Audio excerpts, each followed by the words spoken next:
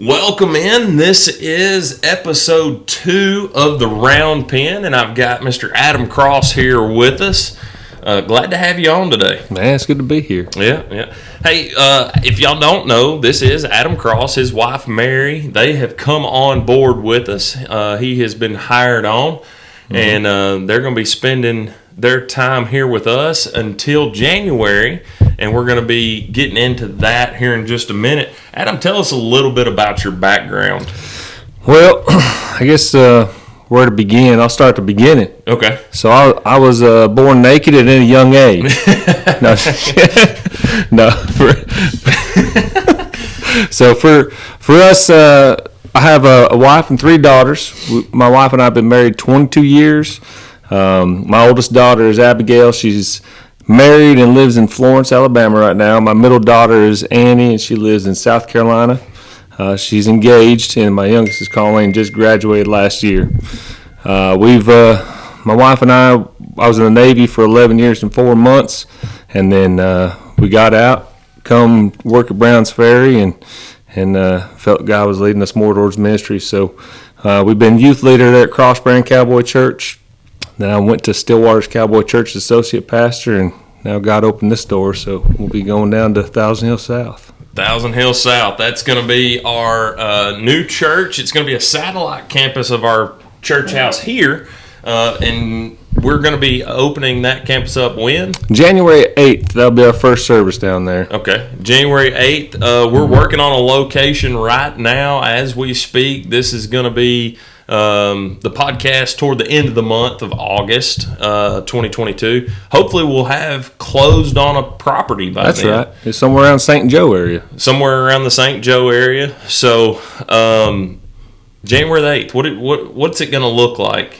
So for the service will be essentially the service down there is going to look identical to the service here. It's going to be a different worship group. Tyler's going to be down there helping us out with leading worship, and some others will be down there, and I'll be bringing the word down there, and then it'll be a service on Sunday. All the Wednesday night stuff, all the community groups, those will still be going on throughout Thousand Hills.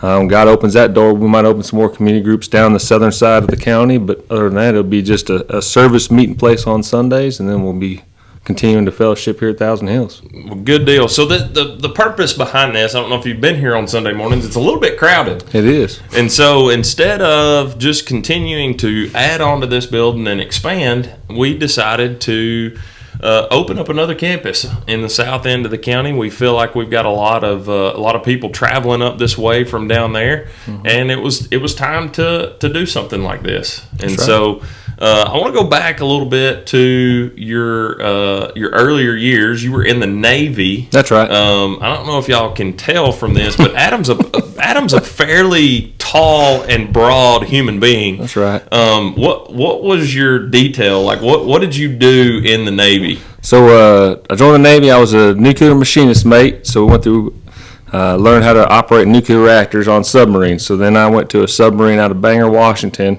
and I was stationed there for 3 years. And then I come back to South Carolina, work prototype to teach the students how to operate nuclear reactors. So you were on a sub. That's right. Me and you've talked about this before. It was a small one too.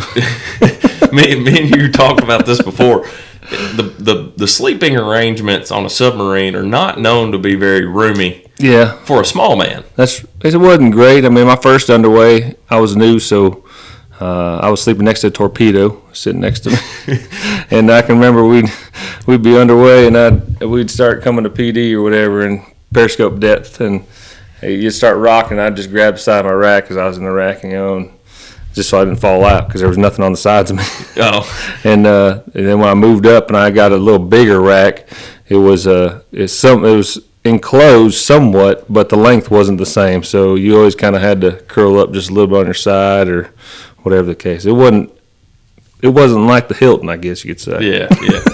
But now when y'all go, you say underway, meaning you're on the sub. That's and right. You're moving. That's right. How long would y'all stay down on a typical mission? Well, it depends. I say my first underway was 119 days, or 121 days, 119 days that we were submerged. But normal submarines, they'll usually go out, I don't know, probably about 60 to 90 days somewhere in there, and then they'll pull in somewhere. So as long as you got food and air, you can stay down. That's right. Yeah, you don't have to worry about running out of fuel. Nope, we got plenty of fuel. Yeah. So going forward with kind of what your role is, you're going to be considered an elder of the church. In December, you're going to be going through ordination as as Tyler. So getting prepped and prepared for this new venture. That's right. For Thousand Hills South. Are you and Nathan going to kind of work together as far as what you're teaching, or is it going to be? I know I had talked to Nate a little bit. Yeah, that's a good question. We haven't really talked too much about if we're going to try and somewhat align the sermons, if you will, or at least kind of have some sort of, even if it's just a base scripture or maybe just a theme type idea.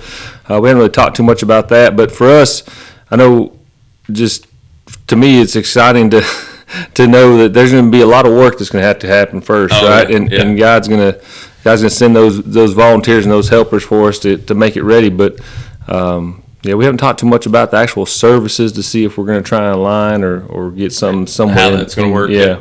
But again, this is going to be a meeting place on Sunday. That's right. All of the events starting out are still going to be tied in with Thousand Hills North or Thousand Hills Home Campus right here in Etheridge. But looking at what's going on down there, if the property that we're looking at, if all of this goes through, which hopefully by the time you're watching this, we'll know whether or not we've acquired the property that we're looking at. That's right. There is going to be a lot of work that's got to be done. That's definitely right. I think the property has a pole barn on it that we're going to try and convert into a church house, which is not going to be much different than what we're in right now. That's right. But there's going to be a lot of work that's going to have to be done. So going forward, our charge is, we need the help to come down and the volunteers to come down and be saved to serve, as Nathan has talked about for the last 2+ years now. And let's get this thing up and let's get it going. Let's get it off the ground and let's see what happens. That's right. We'll have some walls we'll have to take down. We'll have to rewire run some electrical and that type of thing. I mean, if you're not skilled in those areas, or if you run a weed eater, I'm sure we'll have stuff we got to do, or just sweep and clean up. We'll need that help too. So we'll probably have to plumb in some more bathrooms. And concrete's got to be poured, I think. Yeah, we got some concrete already there, so we'll have to probably pour some more and make do some fencing and get all sorts of good stuff. Some wall building, some painting. That's right. Yeah, everything that goes on with building a building, That's we're taking and converting a pole barn into a church house. That's exactly right. That's always exciting. Oh yeah. Just the buzz around all of this has been really incredible. I've talked to several people that are excited about this opportunity for them to go to church closer to where they live. That's right. We've got people at our church that travel a pretty good ways to come to church on Sunday mornings. There's people that drive an hour and 15 minutes to come here, and hopefully this will be closer to and reach some of those people closer to where they live, and it's going to allow room for Thousand Hills South to grow, and it's going to allow room for us here at the main campus to grow as well, and still be one church body, just have 2 locations. That's right. And so really excited about where this is going and what the Lord's doing within our church and within the community the sphere of influence that we have. But it's going to take a little work to get there. It will. It'll take work, but I love that type of stuff. Oh yeah. Projects and work, and I'm all about it. Yeah, and our people are. People always tend to show up and show out. Well, I think I've known Adam now, goodness, 5 years, 6 years? Probably 5 or 6 at least. Yeah, it's been a while. Me and Adam actually met at church camp. That's right. When you were a sponsor with Cross Brand and I was a sponsor with Thousand Hills. So that would have been probably 2014, 2015. That's probably about right. Somewhere around there. I can't remember the first year. I guess it was 2015 was the first year we went. And me and Adam got to know each other, and then kind of worked together during camp, both on staff with camp there for a couple of years. That's right. And Adam's still on staff with camp. So Adam and Mary work with the Wrangler program at camp. What is the Wrangler program? So the Wrangler program for our AFCC Cowboy Camp is 18 to 22-year-old young adults that meet the requirements. So we'll do a questionnaire, we'll do interviews on phone, we'll call their contacts, their youth leader, their pastor, that type of thing, and then there'll be a selection process for them to come in. And essentially when they get there, we'll do trainings, and we'll ensure they're all at the same base level of knowledge.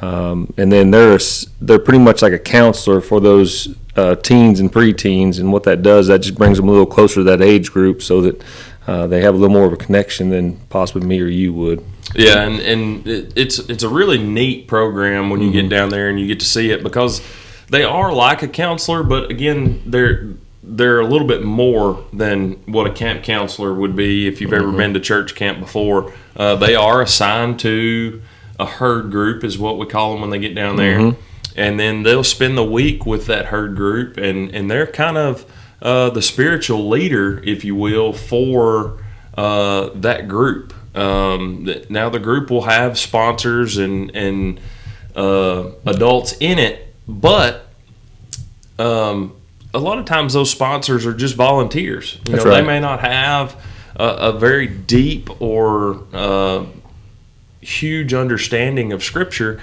They were just off that week and able to go, and so these Wranglers are able to kind of step up and kind of have a spiritual direction for those teens and preteens for the time that they're down there. And what's crazy and has always blown my mind about camp is somebody figured it up one time. I believe it was Mr. Steve Olney that figured it up exactly how much time is spent at camp versus how much time we spend at church in a year. That's right. And there's more time, total time spent on the grounds of camp than there is spent in the church house if you come to church for an hour and a half to 2 hours every week. So, that's right. It's kind of crazy, the amount of time that you get to spend with these kids while you're down there. Exactly right. But I'm excited to have Adam and Mary on board, and wanted to take this time to kind of introduce him.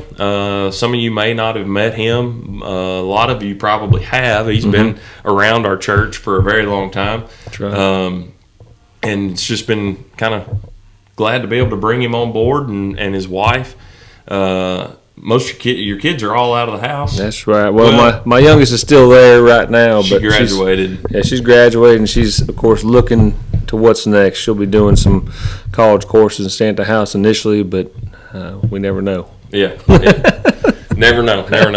Well, Adam, it's been a pleasure. I'm glad you came on with us, and look forward to what's coming. Yeah, I do too, man. It's going to be exciting. Good deal. Thank y'all for watching, and we'll see you next time.